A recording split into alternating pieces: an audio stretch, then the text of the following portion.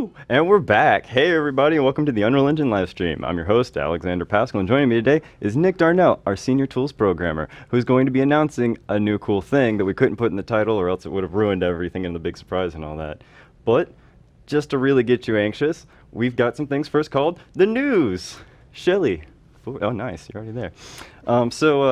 The first thing in the news is that the QFE for 4.11.2 is out. It will fix the compile issue when attempting to use Visual Studio 2015 and Update 3. So basically, it makes it compatible with Visual Studio 2015. We had some people asking to, go back a version and make sure we did it there. And of course, yeah, we want to provide that for you. So come to the forums and you can download it right here. Next up, Mass Effect New Earth is a really interesting amusement park ride experience that has been built in UE4, and I actually have another amusement park experience to share with you after this, but yeah, it's just interesting use of this, and actually if you read the EULA, you'll see that, and I always encourage people to read the EULA under the exceptions for royalties, but amusement park rides are actually royalty free, so if you're building one for whatever reason, just keep that in mind. But this is a very interesting one made using the Mass Effect IP. It's really a lot of fun. I think they call it 4D holographic journey, so I'm sure that they like spray you with stuff and do all kinds of silly things. And I know it's not time manipulation, which is what we were all expecting. You told me it was time manipulation. I know, 4D. I had to calm you down for a second, but it's actually more like smells and little extras and bits. But I experience smells all the time. In 3D world, it's amazing. All right, so next up is Carowinds has built a Plants vs. Zombies Garden Warfare 3Z Arena experience. It's a really interesting attraction. You can come out and see a lot of very fun interactive little. I don't know exactly how to describe it without saying the word experience again, but it's just really fun, really silly. Two teams kind of work against each other. One's plants, one's zombies, obviously. And you have like a theater set up for it too, so it's kind of an interesting group battle experience. So cool. You want to check that one out for sure if you're over at Carowinds. Next up, Dangerous Golf just got a really interesting new update, and it's a UE4 title that's really crazy fun if you're into breaking stuff. If you ever saw that movie from the 90s, Little Monsters, I think it was, where they just smash, or like little kids just get to smash whatever they like for fun. It's like that. You can blow up stuff, smash stuff, do all kinds of silly things, but you're doing it for points. You're actually trying to play putt-putt and do trick shots, but it's crazy fun. Putt-putt is a registered trademark, miniature golf. Miniature golf? I'm sorry, Shelly. Putt-putt is a brand name, apparently. In the same way that I can't say Band-Aid? Is that not acceptable, Shelly? Okay, wow. Adhesive strip. Oh, okay, Shelly. That's just tape. I thought it was medical. Anyway, so yeah, the new features include stuff like fast restarts and all new game modes and more power, and it's a great list. But if you're into fun mini golf type games, you're going to want to check this one out. And Daniel Kaiser has written a really nice write-up, an interview, I should say, written out his nice little interview with the creators. It's really very impressive, the major changes they've made. As you can see, crazy fun, wacky physics, all the things. So that's really awesome. Phew. And finally, I definitely wanted to show this because a lot of people had requested this for a while. Westbund built it and did this whole entire series for Blueprint multiplayer using Steam. So you actually have a full Blueprint game that you will be building here that you use Steam to build lobbies and all the stuff. It's the full shebang, but it's a lot of tutorial videos in this playlist. I think it's a total of about 8 hours is what they said. So it's a lot of information and a lot of very, very good tips, tricks, and just how-tos. So thanks a ton, Wes. Really great. All right. Bam! Next up, we got Community Spotlight. So on our Answer Hub Sages of the week, so just to reiterate, every week we like to say thank you to the top karma earners on the Answer Hub, answers.unrealengine.com. If you answer questions, get up votes, comment, and then have people like it and whatnot, you get karma points, and as they build up, you get put onto our high scoreboard. So this week we've got D-Demon, or D-Demon, I don't know, Christopher, again, and Prithvi Singh. What do you think? Yeah, sure. Okay, Prithvi Singh. Okay, cool. But yeah, excellent work, guys. Thank you so much. I'm sorry I'm terrible at pronouncing names, but really great. And for everybody else, just keep going on it, and you can absolutely hit this list and get yourself a badge on the forums for it. So D-Demon and Prithvi will be getting some badges on the forums for Answer Hub Sage. So again, thank you so much, and thank you to everyone for helping each other out here. Cloudy McStrife. That's an awesome name. Oh, Cloudy McStripeface. Okay, here we go. Next up, Gain. It's now on, or it's been on Steam, but it's a really interesting title. I think we have a clip to show really fast, and I can talk over it. I don't remember if it was There we go. level 2 or 3, So but anyway, the ball which basic raises overall enemy. concept is it's a survival stealth game. You have a couple of interesting powers like the ability to see cones of view and stuff that you can activate, and all kinds of very interesting. There's a little bit of time manipulation in there too, and a bow and arrow, which is neat. But the idea is it's a arcade style game that you're going to try to get from point A to point B, take out all the enemies in it, but it's a stealth game as well. It's really pretty fun, and it's also very challenging. If you like games where you have to sneak up on people and really pay attention to your surroundings, and at the same time, run and gun, this is one for you. So I really thought that was pretty interesting. It's on Steam. It's only $5, so it's a really good deal for a fun little game. So check out Gain. Next up, I see, Crocopede sent this over to me. He's built a ledge climbing system and explains a little bit about how to use it. It's, let's see, wrap up on part 4. So yeah, there's a few parts to it. He's got a YouTube channel to check out here. I thought I had some pictures, but basically the ledge climbing system that he's built, I'll just pop that up. Yeah, there we go. Yeah, so he's got a ledge climbing system here. It's just really nice instructions, tutorials. As you can see, each one's about 30 or so minutes long, so there's a lot of information in there.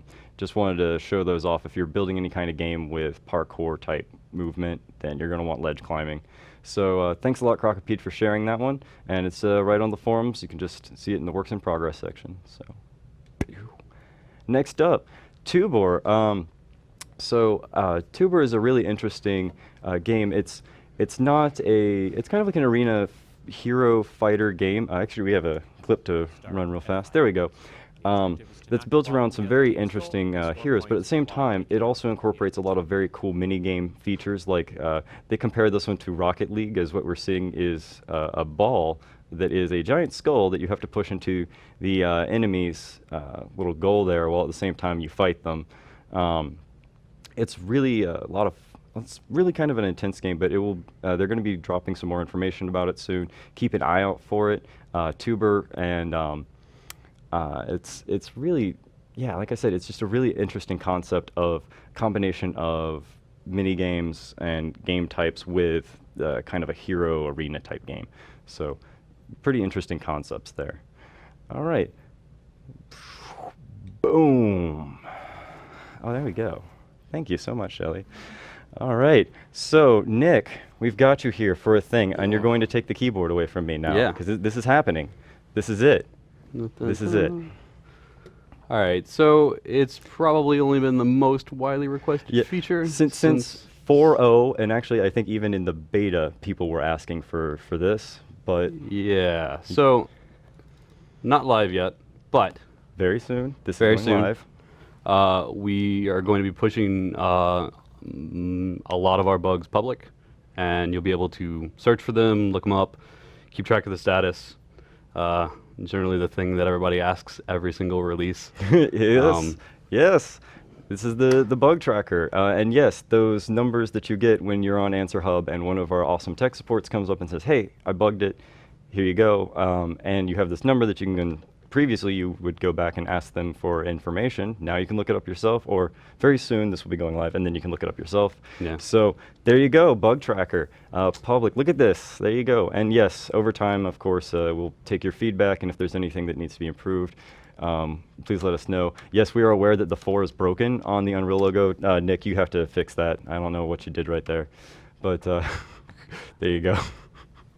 Yes, but yeah, there you go. I like I said in my hints, it's not UMG related. It will affect all Unreal developers, and it's a very nice thing to have around. So yeah, I'm just very excited for this one too. But Nick, tell us about how it was made and when and all that. Yeah. So I started this a while back, just as sort of a side project because I personally wanted it to be done and get out there. So when you pull up a bug, you'll get a bunch of the info that we have internally. So you'll see, whatever they've filed as the issue, if there's an answer hub link, or if there's a UDN link. UDN is our other support network if you're a custom licensee. But in either case, there will be links to forms or whatever we've collected from the community, from where it was reported. We'll have the description, steps to reproduce. Any screenshots or like attachments and stuff we won't be able to make public, but if they were already on the Answer Hub post, then obviously you'll be able to get back to it and download it. And if you've got more info, please post it to the Answer Hub thread where it was reported. There's also this area down here at the bottom. I use Google to basically figure out where in our community this bug is referenced. So if you want to report more information about it, or just sort of like a way of capturing all of that automatically, it searches through the forums, Answer Hub, and tries to collect references to the bug ID. And so it lists the community references at the bottom. So you can find other places that it was mentioned.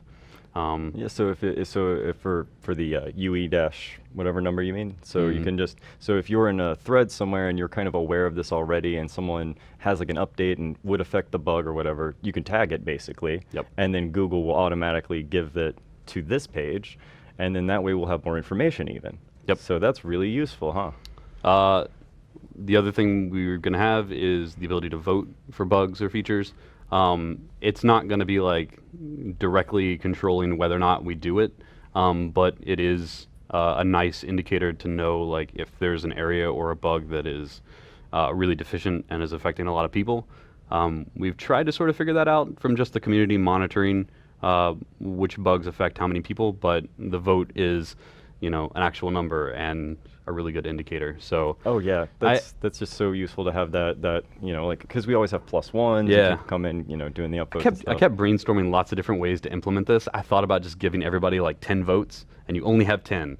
And so you have to like take them away and then like put them back on other yeah, things and you have to weight like it. move them around. So it's like Oh, wow. you can't just vote on everything. You've got to pick what is the thing that is most important, and you could take all 10 votes and be like on this thing, but that seemed too complicated. So and like a pain to manage. So I just like just vote. someone would figure out how to game that system, I'm sure.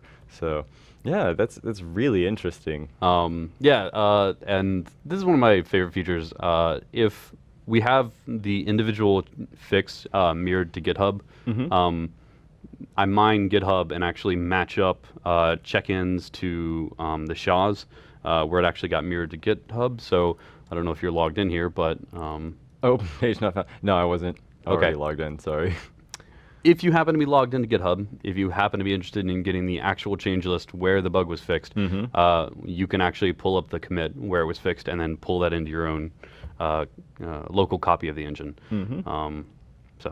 And yeah, of course, remember when you sign into GitHub, make sure you've also connected your account to your Unreal account. I get quite a lot of pings about why is it not loading for me, and that's almost always it. Yeah, So keep that in mind if you haven't already connected to GitHub and you're trying to get some help. Let's see what else. And then, so there's an about page. You will find bugs that are just like won't fix.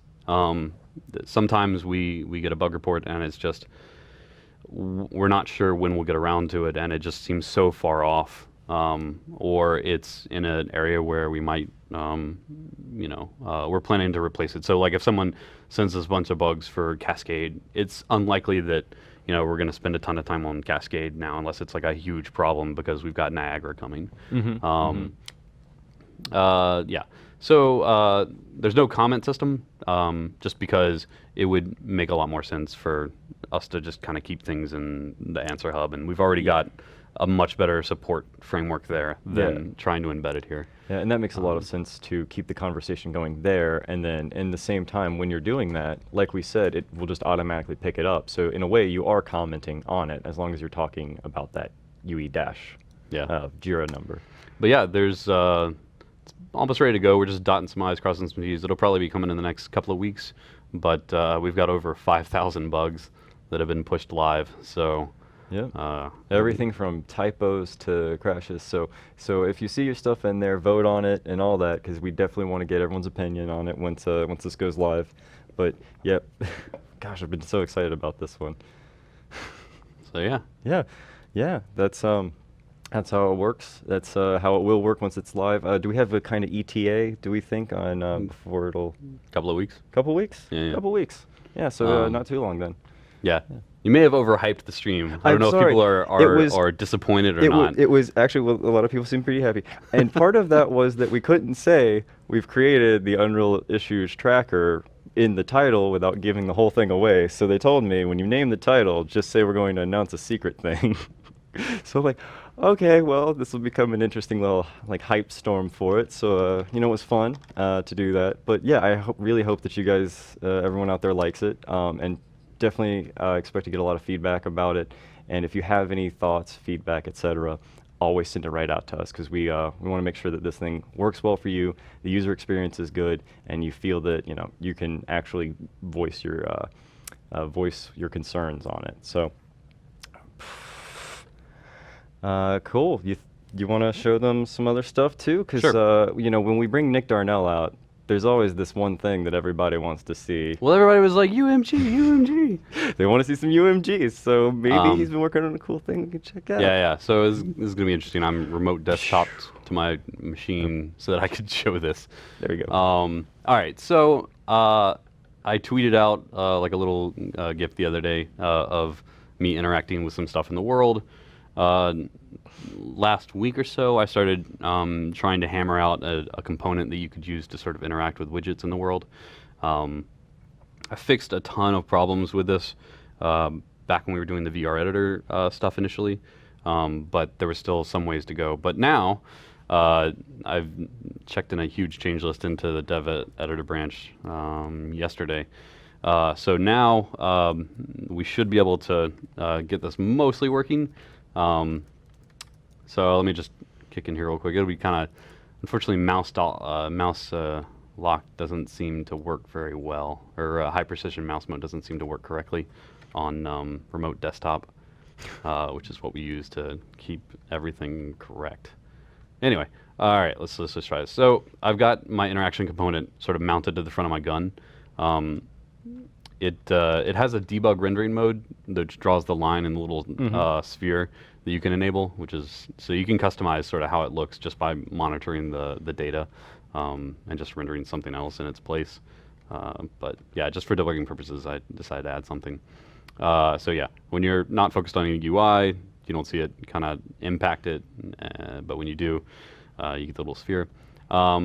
So in my blueprint, I've got my left mouse button. This is just this is just the first-person shooter sample. Yep. So yeah, so left mouse button just fires, but I took right mouse button and I bound it to the interaction component and had it simulate left mouse button up and down depending upon when that's pressed. So if I press left mouse or right mouse button, I can kind of interact with this widget here and just sort of like click around and control this slider. Or I can come up here and click this button. My button clicked. Yeah, I've got a checkbox here. You can totally check it. Whoa. Yeah. I've got a text box here.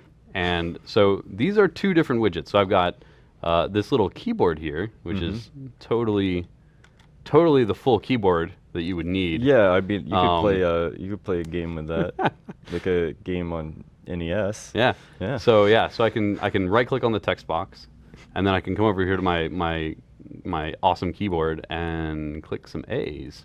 Oh, you can spell ABBA. And That's about it. Abacadabra, and then I can use the backspace key on my little fake keyboard. Let's see, what else can I do? do some C's, and then you can kind of let's see, right click, select some text. What? Yeah. Oh. Yeah, so much stuff works. Oh wow, that was really. I wasn't expecting the select drag thing. Oh yeah, That's dude. really cool. Dude, I fixed so much. All right. Stuff. Shelly will fix it. It's Eh. okay. Anyway, so yeah, the major hurdle was the fact that when you focus and interact with widgets in Slate, you kind of have to pick a user that actually put the focus or the capture on it. And so the big turnaround was having virtual users be added to the Slate system so that we could like have a virtual user that has focus on some widgets in the world and not take away capture and focus from the viewport and Yeah. whatever other UI you've got. So Yeah, and this is definitely going to be pretty cool to see, especially in VR games, because a lot of people have been, rolling custom solutions and stuff. So you think that would be good for that? oh yeah. Oh yeah, yeah, cool. Are there any plans of introducing direct keyboard input to the text box? No, so direct keyboard will always come through user 0 in Slate. So this goes back to that real user, fake user, or virtual user kind of concept. Your real keyboard can be focused and is going to be focused on the viewport. So if you've got focus on the viewport, you're going to send input to the player controller, which is why I'm able to still look around, use WASD, etc. Even though I'm currently focused on that virtual text box with this thing, if I were to leave it as it used to be, if I were to focus this thing, me moving around would be impossible. So yeah, so that's why the difference is there. But you could, if you wanted to, when text box focus happens, detect it in the widget, and then you could go into some mode in your player controller and say stop responding to WASD, and then instead start taking all the keyboard input and forwarding it to that widget. All that I heard out of that is you pronounce it WASD. Yeah. I say WASD. WASD. You add a D. Is it? So okay, so I'm wrong because Shelly's even saying that I'm wrong. So okay, cool. But yeah, okay, that makes a lot of that does make sense for why that's a limitation then, because if it's just how to player 0, then all right. But you could kind of stone skip it through. So. Yeah, so there's actually 2 interaction components in here. So the keyboard has an interaction component on it, but it has mouse simulation turned off, and then the one mounted to my camera is what does all the hovering. And the reason for that is basically both interaction components are set up as virtual user 0, which is why the keyboard is able to send input as virtual user 0 also. So it just sends it to whatever I've focused with virtual user 0's stuff. Which you could also, you can take that much further. You could have 2 pointer devices, like we do in the VR editor, and have like, this will be pointer 0, this will be pointer 1, but they're both virtual user 0. And the pointer index is like a finger index. So like if you were doing touch or something. Oh. So yeah, you could actually have 2 and try and do some multi-pointer stuff. That'd be kind of odd. I mean, I'm sure it's possible and all that. So yeah. I don't know. Someone will find a way to use that in a Point game. is, it's possible. It's possible. Someone will find a reason to use it in probably the game jam or something like that. Who knows? Cool. Yeah, that's really exciting. And so that's going to work on just all the interactive components of widgets now. Is there anything else limitation-wise that we should be aware of? And also, when do you think that's going to be available? It'll be in 4.13. It's 4.13. There you go. Limitations, I don't know. This is the most complicated demo I've tried to make with it. And yeah, I actually found some bugs doing it. So I fixed them before the demo. Oh, wow. But yeah, it's experimental, just like the widget component. It only gets better over time as I have time to work on it. So Yeah. yeah, this actually, some stuff we actually changed that changed backwards compatibility stuff. So like, you used to be able to drag and drop a widget component into the world, and then during the game you could just use the regular mouse input and interact with widget components. That functionality had to go because it was not only like a huge performance drain because it would cause the widgets to be laid out every frame, but then it would also forward all your input as user 0. And so if you clicked on a text block or text box or whatever, it would take focus as user 0. Oh, okay. So they were the chat was asking about if you have 2 people in the level here doing this, will they cause conflicts if they're both trying to press buttons and manipulate stuff? So under the hood, you can uniquely identify the user. So each widget interaction component, you'll give it a different virtual user index. Okay. And every interaction component will coordinate with the others to sort of figure out, okay, what real Slate user index are we based on our virtual user index. They will then sort of coordinate input between themselves. So it'll work. The level of import supported by the individual widgets may vary. Like a button may not correctly deal with the fact that 2 individual users are trying to like press it. Like if one user presses it down and then another user comes in and presses it down, the widget, I don't believe, has anything in it that tries to like go, oh, I've been pressed twice by 2 different users. Wait until both users release and then press the button. Like I think it waits until one user, whoever releases first would basically trigger the button. Okay, so yeah, if you release first, then it sends the message to it that a release has happened, and that's all that it cares about at that point. Over time, you could write a custom widget that understood these problems and dealt with it correctly. But yeah, it would take us some time before we can upgrade all of our widgets to be able to deal with all the crazy interaction all the edge cases and potentials. So yeah, it's there. There's a lot of functionality to it. You might have to make a couple of tweaks if you want to have multiplayer with it to just detect if player A versus player B and who's messing with it and who's not. So yeah, you'd probably local multiplayer versus remote. If it were 2 copies, they wouldn't even know about each other, right? Because they'd both be local components and local widgets, and they wouldn't reflect the actual interaction state. You'd have to be local users both interacting in the same environment. All right. We wouldn't replicate the state of the widgets visually. So yeah, because there's no networking, so there's no replication. So there's that too to consider. So that's pretty cool. I really like it. All right. So you all right? Yeah. Things good? Yeah. All right. I'm going to start pressing some buttons over here. And okay. Can I have this really fast? So if you're familiar with the UE4jams, you probably are aware that today we're going to be announcing the UE4jam theme and kicking off the July UE4jam. How many times can I say that? In one sentence. And, oh boy. Okay. Shelly, main screen on. The theme is speak softly and carry a big stick. So thought this one was kind of fun. It was actually sent over from Ben Mears at Side Effects with the Houdini guys. Thanks a lot, Ben. In a future stream, we'll probably have him come on and help judge. It'd be a lot of fun. But yeah, speak softly and carry a big stick. This is a Theodore Roosevelt quote about his foreign policy, apparently. But it's kind of an old quote, and I really like it because it can be a lot of different things. I'm sure we'll have a lot of weird audio stuff, strange things with large objects that slam into people that are quiet or something, I don't know. But I always love to see what you all come up with our kind of strange phrases and idioms that we use. So go on out there, go right ahead and start submitting once you can. But yeah, deadline's Monday, and then we'll be able to test them out and judge them. Special thanks, of course, to all of our sponsors, Intel for providing the Intel Achievement Unlocked sweepstakes here, where we get to give away a Intel Compute Stick and wireless keyboard to 4 lucky winners out of a raffle. But every winner of the Game Jam will be receiving Houdini Indie licenses for every single member of their team, AIPD keys for all your team members, plus a swag bag with a t-shirt, stickers, and all kinds of fun goodies. So make sure to spread the word and have fun with it. And then once everything is done with submissions, go check out twitch.tv/awesomeowler. And I think a few other people now have also started picking this up, but a lot of people will go off and play all the Game Jam games, but Owler was kind of the trendsetter here, so definitely check out all the Twitch streams that'll be coming out and around. And if you are at all interested in more information about how to jam, because I saw quite a few people mention that this is going to be their first Game Jam ever. If you need help getting started, we have some nice helpful links here that we always post at the bottom. Just lots of documentation, people's YouTube channels, etc. So check it all out. Enjoy the theme.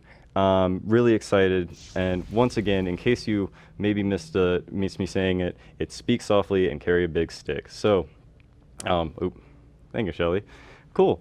So yeah, I'm really excited to do this one. What was Goku's pole called? What? Oh, I don't know. Oh, are you gonna play in this one? I don't know. Maybe. Maybe. I mean, we're always hearing like different people in the company saying, "Oh, maybe I'll participate in it." So, but Well, I mean, I'm done with all the problems, right? Like yeah, the bug tracker's bug there, tracker so done. Like, done. No more bugs ever. VR UMG done. Like, Yeah, so now you got that free time for game jams. Why not? But Nick, thank you so much for building the issue tracker. Did you actually mention that you power pole? yeah, it's a power pole. Power pole. Thank you. See, Shelly knows what's up. No, I don't, they didn't. But yeah, thank you so much. Did you actually mention that you built the entirety of it? At No. some point? Okay, cool. So in case for someone who's so humble, he's been working so hard. But yeah, the whole issue tracker over here. Yeah, I Probably built the should've whole mentioned that. Yeah. But thank you so much for building it, explaining it, coming on, and showing us all the cool UMG stuff. For everybody out there in Game Jam world, thank you for participating, and all the other watchers, thanks for watching, but we'll see you next time.